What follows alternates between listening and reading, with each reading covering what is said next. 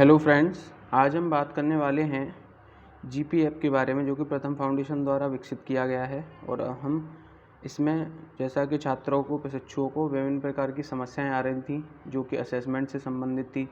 Call option में क्या आएगा और कितने दिनों तक एंट्री करना होगा, कब से कब तक एंट्री करना होगा, कितने बच्चों को एसएमएस भेजना होगा, टाइमिंग क्या रहेगी, वगैरह वगैरह। इससे संबंधित आपकी सभी प्रकार की समस्याओं का इस वीडियो में समाधान करने की कोशिश की जाएगी। सबसे पहले हम अपना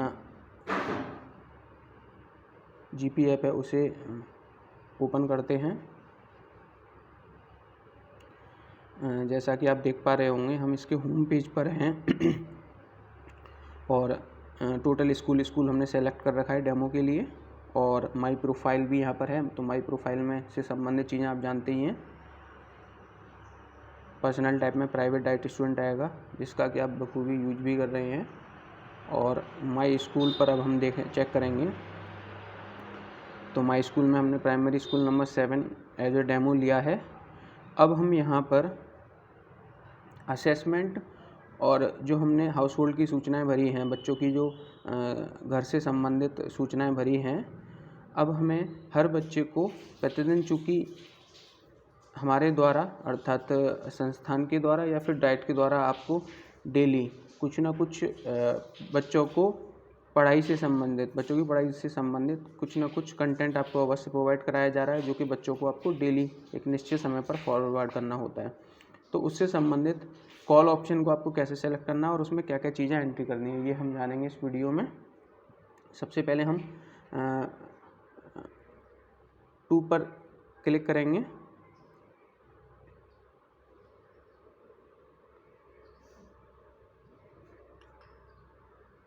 ये आपके स्कूल से संबंधित सूचना इसमें दे रखी है। और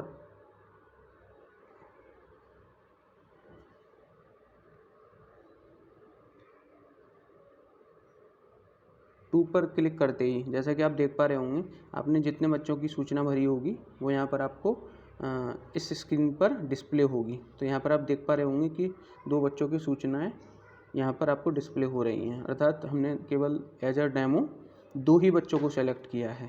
तो आपको जितने भी बच्चे बताए गए हैं उतने आपको हाउस होल्ड में वो सूचनाएं भरनी है, जो कि आपको इस पेज पर डिस्प्ले होगी। अब डेली उनको क्या टास्क देना है और ये एंट्री कैसे करनी है, तो वो कॉल से संबंधित है। तो सबसे पहले हम कॉल पर क्लिक करेंगे। कॉल पर क्लिक करने के बाद हम उस पर्टिकुलर बच्चे के से संबंधित पेज पर आ गए। अब यहाँ पर हमें प्लस पर क्लिक करना होगा और जिस डेट को आप गतिविधि करने वाले हैं, जो भी कंटेंट बच्चों को, अपने बच्चों को, प्राइमरी के बच्चों को भेजने वाले हैं, उससे संबंधित वो डेट आपको डालनी होगी। जैसे कि मैं यहाँ पर डेट सेलेक्ट कर लेता हूँ, आज की तारीख सेलेक्ट कर रहा हूँ, 2 तारीख। और उसके बाद उसमें आ रहा है क्या भाषा की गतिविधि की गई, क्या आपके द्वारा जो डेली भाषा और गणित से संबंधित गतिविधि भेजी गई थी, क्या उस पर कार्य हुआ। तो इसको आपने यदि हाँ तो हाँ करना है, यदि कार्य हुआ तो हाँ, और यदि नहीं हुआ तो नहीं पर क्लिक करेंगे। मानते हैं कि भाषा की गतिविधि की गई। अब यहाँ पर गणित का ऑप्शन आ रहा है, क्या गणित की गतिविधि की गई, तो यहाँ पर हम नहीं कर देते हैं। और नहीं में फिर बहुत सारे ऑप्शन आएंगे कि गतिविधि क्यों नहीं की गई, अगर नहीं तो क्यों। बच्चे को गतिविधि ज़्यादा कठिन लगी, अभिभावक को गतिविधि समझने में कठिनाई हुई, टेक्निकल समस्या आई, गतिविधि करने के लिए सामग्री नहीं थी, और कुछ। अब आपसे संबंधित जो भी ऑप्शन है, आपने गणित की गतिविधि क्यों नहीं की, उससे संबंधित आप ऑप्शन को सेलेक्ट कर सकते हैं और सेव कर सकते हैं डेटा को। तो टेक्निकल समस्या आई, तो फिर हमने मान लिया कि टेक्निकल समस्या आई, तो उसके बाद हमने टेक्निकल समस्या आई पर टैप किया और उसके बाद अब हम डेटा को सेव करेंगे। अब यहाँ पर ये जो पर्टिकुलर बच्चे का डेटा है वो यहाँ पर सेव हो गया। अब हम बैक करेंगे। ऐसे ही हमारे जो जितने बच्चे हैं उनको हम डेली वर्क भेज रहे हैं और उनसे डेली फीडबैक ले रहे हैं, तो इससे संबंधित सूचना को आपको यहाँ पर अपडेट करना है। तो ये तो कॉल की बात हुई, जो कि कॉल में आपको प्रत्येक दिन जो गतिविधि आप भेज रहे हैं भाषा और गणित की, उससे संबंधित प्रत्येक बच्चे की सूचना को आपको इसमें अपडेट करना है। इसके बाद यहाँ पर कुछ बच्चों की समस्याएं आ रही थी कि BL और ML जो ऑप्शन है वो उसे कब सेलेक्ट करना है, कब क्या करना है। तो सबसे पहले हम BL की बात करते हैं। स्टार्टिंग में जब आप असेसमेंट कर रहे हैं तो आपको BL करना है, अर्थात बेस लाइन, अर्थात बच्चे के बेस को जानते हुए हमें बच्चे का असेसमेंट करना है। तो उसके लिए हमें असेसमेंट पर जाना पड़ेगा।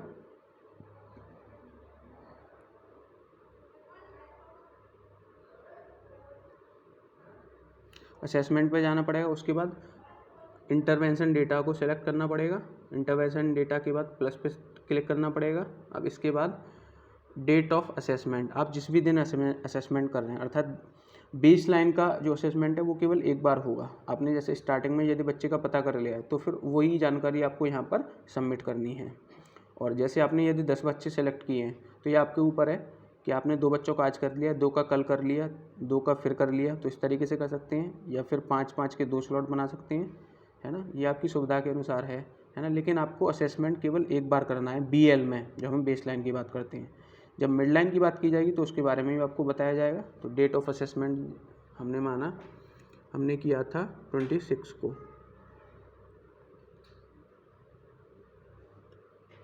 लेकिन इसमें 2 डेट बैक ही शो हो रहा है, तो हमें जो भी डेट मेंशन हो रही है उस हिसाब से उसको सेलेक्ट करना होगा। माना कि हमने 31 सितंबर शो होने लगा है इसमें, 26 को हमने असेसमेंट किया था। विच डेटा, तो इसमें इंटरवेंशन पे क्लिक करेंगे। डिस्ट्रिक्ट, अपने जो डिस्ट्रिक्ट है आपकी इंस्टीट्यूट की वो सेलेक्ट करेंगे। जैसे यहाँ पर अलीगढ़ है तो अलीगढ़ करेंगे। और बेस लाइन पर करना है। यहाँ पर आप देख पा रहे होंगे असेसमेंट साइकिल में 3 ऑप्शन आ रहे हैं, एक बेस लाइन, दूसरा मिड लाइन, तीसरा एंड लाइन। तो सबसे पहले जब हम स्टार्टिंग कर रहे हैं तो फिर बेस लाइन को सेलेक्ट करेंगे। तो कि आप देख पा रहे होंगे बेस लाइन को हमें सेलेक्ट करना है, ठीक है। टोटल चिल्ड्रन टेस्टेड, अब कितने बच्चों को आप टेस्ट करना चाह रहे हैं तो वो यहाँ पर संख्या आएगी। जैसे आपने 10 बच्चों का हाउस होल्ड इन्फॉर्मेशन यदि इसमें फीड की है तो आपको 10 लिखना पड़ेगा। यदि आपने 10 से ज़्यादा की है तो उतना लिखना पड़ेगा। तो मानते हैं अभी तो हमने केवल 2 का ही एज अ डेमो 2 बच्चों का ही डेटा फीड किया है, तो फिर हम यहाँ पर 2 लिखेंगे, ठीक है। नेक्स्ट करेंगे। चाइल्ड के नेम हमें यहाँ पर लिखने पड़ेंगे। चाइल्ड के नेम जो भी हैं, जैसे हमने मान लिया कि हम A की बात कर रहे हैं तो A लिखेंगे, डन करेंगे। उसके बाद बच्चे के पास क्या स्मार्टफोन है, रेगुलर फ़ोन है, माना कि रेगुलर फ़ोन है, रेगुलर फ़ोन, स्मार्टफोन है तो स्मार्टफोन। घर का मुखिया हम सेलेक्ट करेंगे, जो कि ऑलरेडी हाउस होल्ड में जो हमने सूचनाएं भरी थी उससे संबंधित वो मुखिया का नाम यहाँ पर शो होगा, तो मानते हैं कि राम। और उसके लेवल का पता करना है। अब R और A के सामने 0 से 4 तक आप संख्याएं देख पा रहे होंगे, तो R का मतलब यहाँ पर भाषा या फिर वर्णमाला के बेसिक ज्ञान से संबंधित है। अर्थात 0 का मतलब है कि उसे अक्षरों का भी ज्ञान नहीं है, 1 का मतलब उसे अक्षरों का ज्ञान है, 2 का मतलब उसे शब्दों का ज्ञान है, 3 का मतलब उसे अनुच्छेद और वाक्यों के बारे में जानकारी है। इसी प्रकार A में यदि हम बात करें, A का मतलब अर्थमेटिक अर्थात गणित की हम बात करते हैं। 0 का मतलब उसे संख्याओं या फिर गिनती के बारे में जानकारी नहीं है। और 1 की जब हम बात करते हैं इसका मतलब उसे वह बच्चा 1 से लेकर 9 तक की संख्याओं के बारे में जानता है। और 2 यदि हम सेलेक्ट करेंगे तो इसका मतलब है कि बच्चा 10 से 99 तक की संख्याओं को आसानी से जानता है। 3 का मतलब है घटाव और 4 का मतलब है भाग। अब ये बच्चे के पेरेंट्स से एक बार बात करके या फिर जो उसका केयर टेकर है जो उसको देख रहा है उस समय, उससे बात करके ही आप यहाँ पर डेटा फीड कर पाएंगे। और ये ध्यान रखें, असेसमेंट का बेस लाइन का डेटा केवल एक ही बार आपको सेव करना है और डेटा को सिंक करना है। तो हमने माना कि दोनों में ही उसकी पोजीशन 2 और 2 है, तो हम यहाँ पे 2 और 2 पर क्लिक करेंगे, या जैसा भी आपको फीडबैक मिले उस हिसाब से करेंगे। और उसके बाद आपको क्या है, ऐड करना है। क्या करना है, ऐड करना है। आप नीचे देख रहे होंगे कि एडेड सक्सेसफुली लिखा हुआ आया है, ठीक है, एडेड सक्सेसफुली लिखा हुआ आया है। अब यहाँ नीचे आप देख पा रहेंगे चाइल्ड का नाम A और लेवल्स R में भी 2 और A में भी 2, ठीक है। अब यहाँ पर जितने बच्चे की आपने हाउस होल्ड इन्फॉर्मेशन भरी है उतने ही बच्चों का डेटा आपको इसमें सेव करना पड़ेगा, जब भी यहाँ पर ये सेव होगा। और जैसे हमने एक बच्चे करके दिखाया है, ऐसे ही आपको अन्य बच्चों का यदि इसमें डेटा फीड करना है, असेसमेंट का डेटा फीड करना है, तो आप ऐड पर क्लिक करेंगे और वो डेटा नया उसमें आप फीड करते जाएंगे।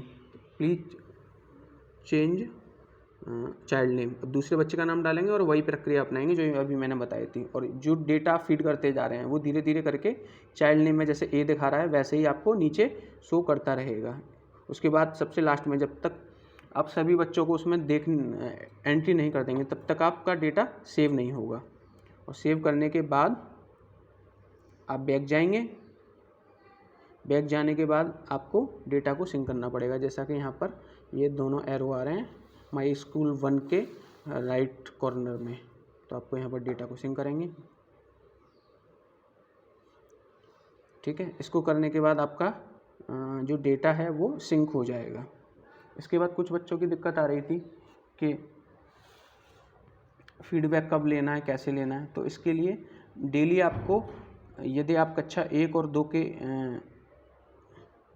ट्रेनी हैं, कक्षा 1 और 2 के बच्चों को पढ़ा रहे हैं, अर्थात 2019 द्वितीय सेमेस्टर के प्रशिक्षु हैं, तो आपको बेसिक फ़ोन वाले बच्चों को डेली एक SMS भेजना होगा।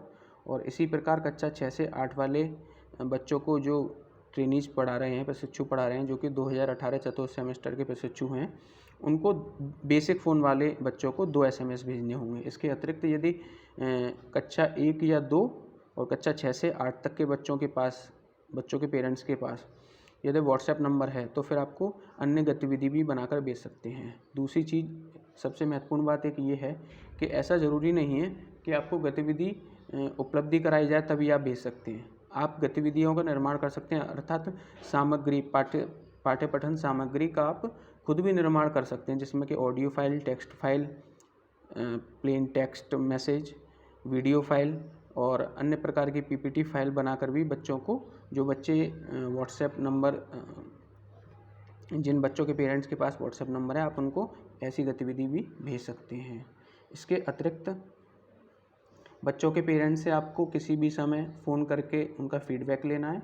और पेरेंट्स का मतलब यहाँ पर जो बच्चों को पढ़ा रहे हैं, है ना, आप लोगों का काम तो केवल उनसे कांटेक्ट करना है, उनको पाठ्य सामग्री उपलब्ध करानी है, बाकी उनसे फीडबैक लेना है। फीडबैक के दौरान यदि उनको कोई कठिनाई आती है तो उसका निराकरण भी आपको उसी समय करना है। और एक सबसे महत्वपूर्ण बात अब ये है कि कुछ बच्चे पूछ रहे थे कि सर रजिस्टर बनाना है या नहीं बनाना और उसमें क्या क्या चीज़ें लिखनी है। तो उसमें एक आपको रजिस्टर, जैसे आप पिछली सेमेस्टर में आपने इंटर्नशिप की हुई है, उसमें भी आप एक रजिस्टर बनाते थे, इसी प्रकार इसमें भी आपको एक रजिस्टर बनाना पड़ेगा। और डेली की गतिविधियों को जो आप बच्चों को भेज रहे हैं, चाहे वो मटेरियल हो या कोई भी कॉल के अंदर डेटा को सेव करना हो, ये सभी गतिविधि आपको अपने डेली वाइज रजिस्टर पर नोट करनी है। इसके अतिरिक्त असेसमेंट की जब हम बात करते हैं तो BL का असेसमेंट 15 दिन में एक बार होना है। तो BL का जो फॉर्मेट PDF फाइल के रूप में सिंगल पेज का आपको जो उपलब्ध कराया गया है, उसका प्रिंट आउट लेकर उसमें आप डेटा, एक बार जो आपने बेसलाइन के लिए डेटा अभी तक ऐप पर अपलोड किया है, वही डेटा आपको उसमें मेंशन करना है और आपको अपने रजिस्टर पे इसको स्टोर करना है या फिर इसको पेस्ट करना है वहाँ पर। इसी प्रकार जब ML की बात आएगी तो उसके बारे में भी आपको बता दिया जाएगा। लेकिन एक चीज़ अवश्य ध्यान रखें कि आप जो भी गतिविधि या कार्य कर रहे हैं बच्चों से संबंधित, अपनी इंटर्नशिप से संबंधित, उसको आपको अपने रजिस्टर पे नोट करना है। चाहे आप उसके लिए पहले रफली लिख सकते हैं और उसको फिर बाद में अपना जो आपको रजिस्टर सबमिट करना होता है, ओरिजिनल कॉपी, उसको बाद में आप उसमें नोट कर सकते हैं, या फिर आप हैंड टू हैंड भी सिस्टमेटिक, साफ और स्पष्ट तरीके से डेटा को डेली वाइज रजिस्टर पर नोट कर सकते हैं। मुझे लग रहा है इसी प्रकार की समस्याएं थी सभी लोगों की, और इसके माध्यम से, आज के सेशन के माध्यम से सभी का, मुझे लगता है आपको सेशन भी समझ में आया होगा और आपकी समस्याओं का इसके माध्यम से निराकरण भी हो जाएगा। यदि आपको कोई दिक्कत हो या फिर कुछ समझ में नहीं आ रहा हो तो आप कमेंट के माध्यम से बता सकते हैं। और वीडियो यदि अच्छा लगे तो आप इसको शेयर करें, चैनल को सब्सक्राइब करें। और यदि आप पर्सनली भी व्हाट्सएप करना चाहते हैं या फिर आपको कोई और दिक्कत आ रही है तो फिर आप पर्सनली व्हाट्सएप कर सकते हैं, या फिर जो लोग परिचित हैं वो लोग फ़ोन के माध्यम से भी संपर्क कर सकते हैं। Thank you so much.